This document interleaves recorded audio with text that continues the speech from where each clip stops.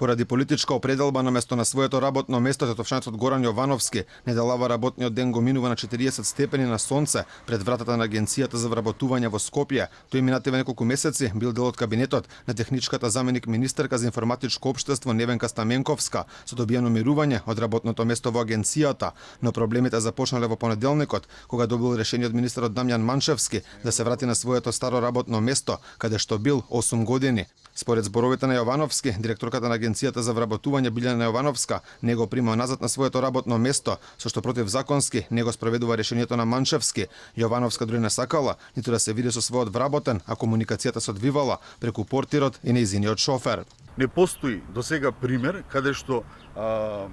лице кое што има мирување на работен однос да не се вратило на работа. И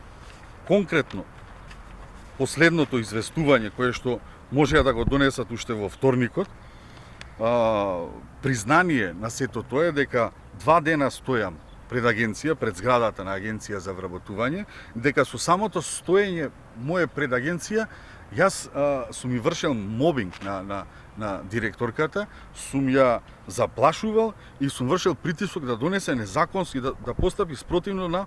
законските прописи. Јовановски пред камерата на Алфа вели, проблемите кои ги има со раководството на агенцијата сега само ескалираат, а се провлекуваат веќе 3 години, се поради тоа што немал исти политички ставови со директорката. Имаше обиди уште 2017 да се поднесе против мене кривична пријава, па бев оценет со единица, ниту помина кривичната, копа по досиеа, со стручноста не може да се помират 2018. Исто така имаше обид заради статуси, Facebook статуси во сабота, во недела, надвор од работно време, каде што застапував